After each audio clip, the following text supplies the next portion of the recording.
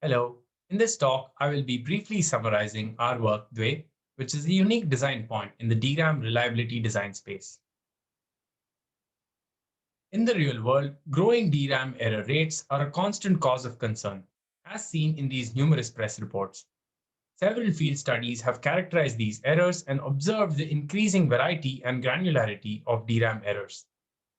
The inverted pyramid here represents the increasing data that is lost if errors occur at that level. DRAM reliability mechanisms over the years have been incrementally adding new mitigation techniques to protect against errors rising up in the memory hierarchy.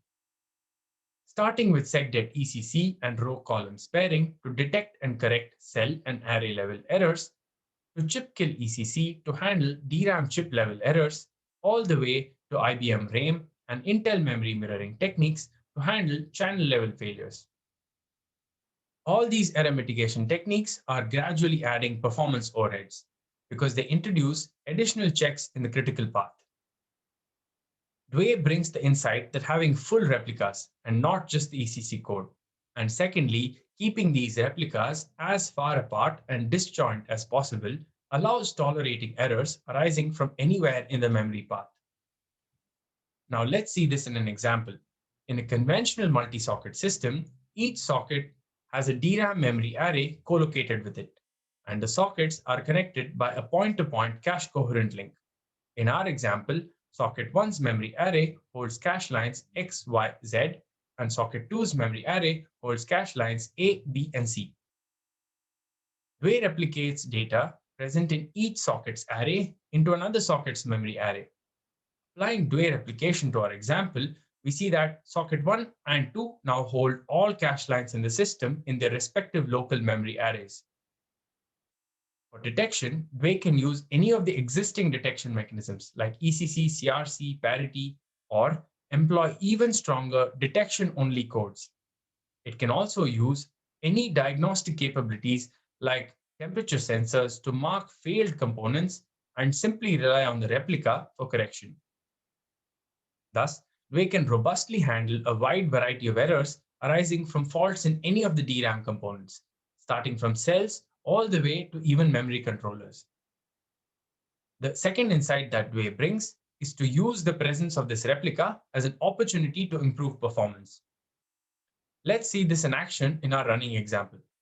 As shown in the figure here, in today's multi-chip NUMA systems, a miss for cache line A in LLC of socket 1 must traverse the intersocket interconnect, and this incurs high access latencies.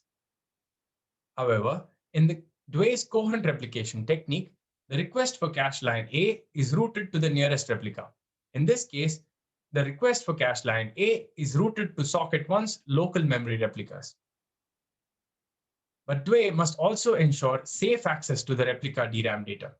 For example, if cache line A is held in dirty state in socket 2's on-chip caches, then access to the replica memory should not be permitted. This is to enforce the SWMR invariant of coherence, that is, single writer, multiple readers. For this, Dway introduces a replica directory which holds metadata to permit memory access if and only if replica data is up to date. Dway introduces this technique that we call coherent replication. It builds hierarchically on top of any existing cache coherence protocols. It maintains the replicas in sync as required for reliability and provides coherent access to both of the replicas during the common case fault-free operation and thereby improves performance. Dway provides two families of protocols to achieve coherent replication. They vary based on how replica access permissions are required. An allow-based protocol, which is a lazy or a pessimistic scheme, pulls a permissions on access, and a deny-based protocol, which is an aggressive or optimistic scheme, pushes deny permissions. The natural question that arises here from Dway's replication scheme is that of the 2x capacity overhead to provide the reliability and performance benefit, as opposed to just 25% that is incurred by today's state-of-the-art DDR5 reliability schemes. The third insight that Dway brings is that we can opportunistically use the idle or underutilized memory capacity that is already provisioned in the system. Several recent works have reported this phenomena of a skewed memory utilization. That is, at least 50% of the memory is idle in 90% of the servers. This is because memory resources are often over-provisioned due to peak estimation. Secondly, Dewey's overheads are applicable only as and when demanded by the application, unlike today's memory reliability schemes, which have fixed overheads at design time. For this, Dewey provides an interface by which applications can allocate high reliability memory for only certain regions of their memory selectively.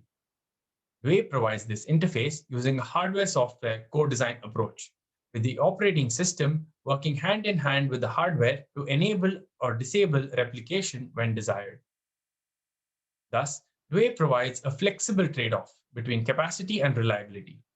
This allows deployment of large numbers of lower reliability or commodity DRAMs for capacity while still being able to turn reliability on or off on demand. To summarize, Dewey provides improved DRAM reliability over state-of-the-art reliability techniques. It also improves performance using coherent replication in hardware, and it accomplishes these goals with a flexible interface that can be deployed on demand. For more details and other auxiliary supporting material like the simulator source code and the coherence protocol specifications, please visit our GitHub page and the website listed here. Thank you for your time.